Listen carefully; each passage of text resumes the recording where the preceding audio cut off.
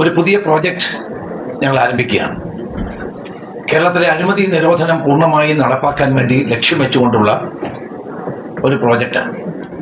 ആ പ്രോജക്റ്റിൻ്റെ പേര് project zero എന്നുള്ളതാണ്. Together let's build A corruption free state എന്ന ലക്ഷ്യമാണ് നമുക്കുള്ളത്. കേരളത്തെ പരിപൂർണമായും അഴിമതി വിമുക്തമാക്കുക. അഴിമതി കുറച്ചുകൊണ്ട് വരിക എന്നുള്ളതല്ല, ഘട്ടം ഘട്ടമായ പ്രവർത്തനങ്ങളിലൂടെ പൂർണ്ണമായും അഴിമതിയില്ലാത്ത ഒരു സംസ്ഥാനമായി കേരളത്തെ മാറ്റുക എന്നുള്ള ലക്ഷ്യത്തോടെയാണ് ഈ പ്രൊജക്റ്റ് സീറോ എന്ന പദ്ധതി നടപ്പാക്കുന്നത്. ഇന്ന് ബ്യൂറോ തന്നെ തയ്യാറാക്കിയ ഒരു പ്രോജക്റ്റാണിത്. ഈ പ്രോജക്റ്റിൻ്റെ പ്രവർത്തനം ജനങ്ങളുടെ സഹകരണത്തോടെ നടപ്പാക്കാനാണ് ഞങ്ങൾ ആഗ്രഹിക്കുന്നത്. എവിടെ അഴിമതി കണ്ടാലും അത് വിജിലൻസ് ആൻഡ് ആൻറ്റി കറപ്ഷൻ ബ്യൂറോയെ അറിയിക്കാനുള്ള സംവിധാനം ജനങ്ങൾ പ്രയോജനപ്പെടുത്തണം. അവരാരാണ് പറയുന്നത് എന്നുള്ളത് പൂർണ്ണമായും കോൺഫിഡൻഷ്യലായി രഹസ്യമായി തന്നെ സൂക്ഷിക്കുന്നതാണ്. ഒരു തരത്തിലും അവർക്കൊരു ബുദ്ധിമുട്ടുണ്ടാകില്ല. കാരണം വിജിലൻസിൻ്റെ പ്രവർത്തനം കാര്യക്ഷമമാകണമെങ്കിൽ ജനങ്ങളുടെ പിന്തുണ ആവശ്യമാണ്, ജനങ്ങളുടെ സഹകരണം ആവശ്യമാണ്. നമ്മുടെ സംസ്ഥാനത്തെ വിവിധ ഡിപ്പാർട്ട്മെൻറ്റുകളും അതിൻ്റെ വിവിധ ശൃംഖലകളും നിറഞ്ഞു നിൽക്കുന്നു എന്നത് എല്ലാവർക്കും അറിയുന്ന കാര്യമാണ്. ഇത്രയും വലിയ വിപുലമായ ഒരു സർക്കാർ സംവിധാനത്തിൽ അഴിമതികൾ കണ്ടെത്തണമെങ്കിൽ അത് ജനങ്ങളുടെ സഹകരണം ആവശ്യമാണ്. ഒരു കാര്യം ഞാൻ പറയാം, അഴിമതിക്കാരായ ഒരു ഉദ്യോഗസ്ഥനെയും ഞങ്ങൾ വെറുതെ വിടില്ല. അഴിമതിക്കാരായ നേതാക്കളെയും അത് ഉദ്യോഗസ്ഥന്മാരെയും തീർച്ചയായും ഈ ബ്യൂറോയുടെ കണ്ണുകൾ അവരുടെ പിന്നാലെ ഉണ്ടാകും. അഴിമതിക്കാരായ ഉദ്യോഗസ്ഥന്മാരും മറ്റ് തലങ്ങളിൽ പ്രവർത്തിക്കുന്ന നേതാക്കളാണെങ്കിലും അവരുടെ പിന്നാലെ അവരെ ബ്യൂറോ നിരീക്ഷിക്കും. ഒരു സംശയവും ആ കാര്യത്തിലില്ല. പ്രോജക്റ്റ് സീറോ ഉദ്ദേശിക്കുന്നത് പരിപൂർണമായും ജനങ്ങൾക്ക് അഴിമതിയില്ലാതെ അവർക്ക് സേവനങ്ങൾ എത്തുക എന്നുള്ളതാണ്. ഒരു സർക്കാർ ഓഫീസ് ചെന്നാൽ കൈമുടക്ക് കൊടുക്കാതെ ജനങ്ങളുടെ പ്രശ്നങ്ങൾക്ക് പരിഹാരം ഉണ്ടാകുന്ന അവസ്ഥ ഉണ്ടാകണം. അങ്ങനെ ഒരു പാവപ്പെട്ടവനും പണം കൊടുക്കാതെ അവൻ്റെ പ്രശ്നങ്ങൾ നടത്തിയെടുക്കാൻ കഴിയുന്ന ഒരവസ്ഥാവിശേഷം കേരളത്തിൽ ഉണ്ടായാൽ തന്നെ അത് തന്നെ ഒരു വലിയ കാര്യമാണ്. ഒരു സർട്ടിഫിക്കറ്റ് വാങ്ങിക്കാൻ ചെന്നാൽ അതിന് കൈമുടക്ക് കൊടുക്കേണ്ട അവസ്ഥ പലയിടത്തുണ്ട്.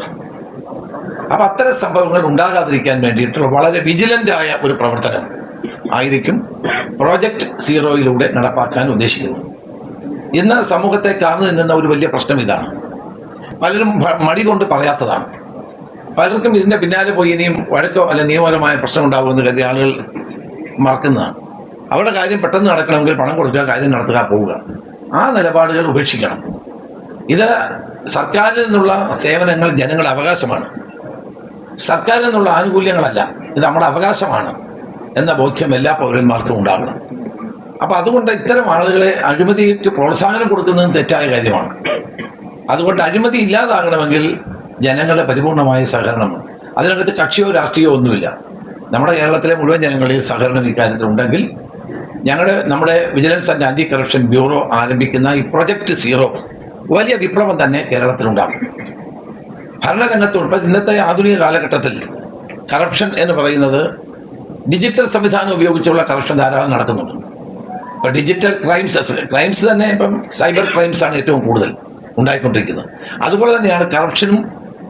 ഈ തരത്തിലുള്ള ആധുനിക ഉപകരണങ്ങളും ടെക്നോളജി ഉപയോഗിച്ചുകൊണ്ടുള്ള കറപ്ഷനും വളരെ വ്യാപകമാണ്. അപ്പോൾ അതിനെയെല്ലാം ഫലപ്രദമായി നേരിടാൻ വേണ്ടിയിട്ടുള്ള ഒരു ബൃഹത്തായ പദ്ധതിയാണ് പ്രോജക്റ്റ് സീറോ.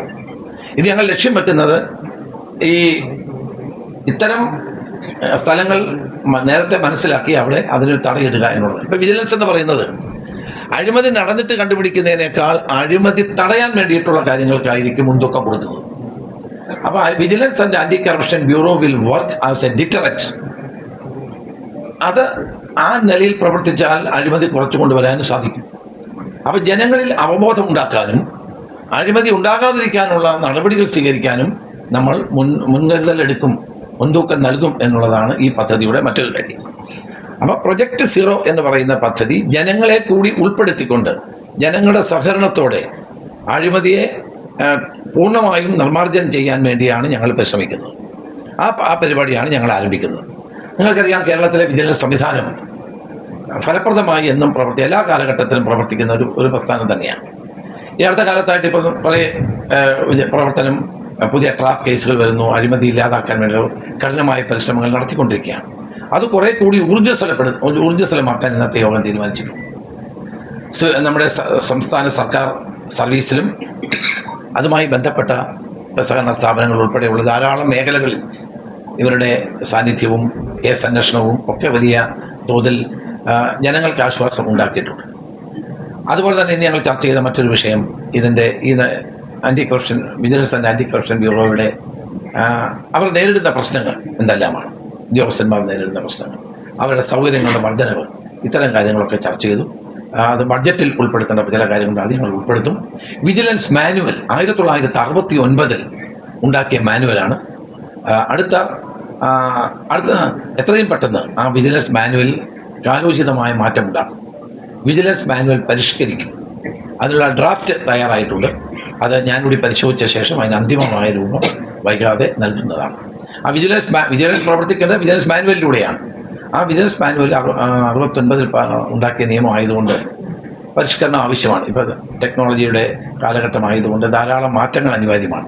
അപ്പോൾ അതെല്ലാം കൂടി കണക്കിലെടുത്തുകൊണ്ട് ഡ്രാഫ്റ്റ് വിജിലൻസ് ഡയറക്ടർ തന്നെ മറ്റുദ്യോഗസ്ഥന്മാരുമായി ചർച്ച ചെയ്ത് തയ്യാറാക്കിയിട്ടുണ്ട്. ആ ഡ്രാഫ്റ്റ് ആഭ്യന്തര വകുപ്പിന് അയച്ചിട്ടുണ്ട്.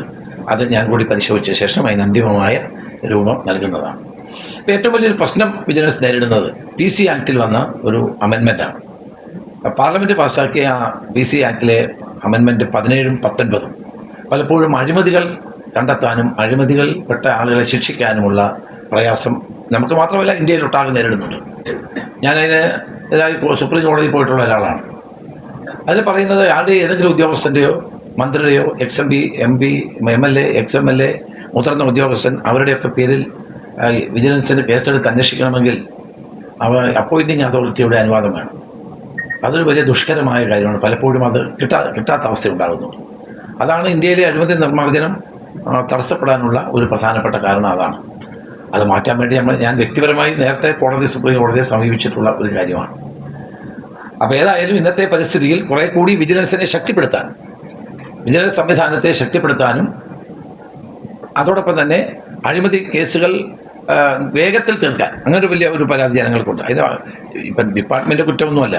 പല കേസുകളും അന്വേഷിച്ച് അവർ കൊടുത്താൽ തന്നെ നിയമപരമായ തടസ്സങ്ങൾ, കോടതിയുടെ ഇടപെടൽ, ആളുകൾ സുപ്രീം കോടതിയിൽ പോകുന്നത്, അങ്ങനെ നിരന്തരമായ പല കോടതികളെ സമീപിക്കുന്നതുകൊണ്ടൊക്കെ പല കാരണങ്ങൾ കൊണ്ടും ഡിലേ ഉണ്ടാകുന്നുണ്ട്. ആ ഡിലേ പരമാവധി ഒഴിവാക്കാനും ഫലപ്രദമാക്കാനും കേസുകളുടെ കൈകാര്യം ചെയ്യുന്ന നടപടികൾ ഫലപ്രദമാക്കാനും ടെക്നോളജി കൂടുതൽ ഉപയോഗിച്ചുകൊണ്ട് വേഗത്തിലാക്കാനുമുള്ള നടപടികൾ സ്വീകരിക്കാനും ഇന്നത്തെ യോഗം തീരുമാനിച്ചിട്ടുണ്ട്. പൊതുവെ സംസ്ഥാനത്ത് അഴിമതി നടത്തുന്നവരെ അവരുടെ ചെവിക്ക് പിടിക്കാൻ കഴിയത്തക്ക നിലയിൽ വിജിലൻസ് സംവിധാനത്തെ ശക്തിപ്പെടുത്താനുള്ള തീരുമാനമാണ് ഇന്ന് എടുത്തിട്ടുള്ളത്.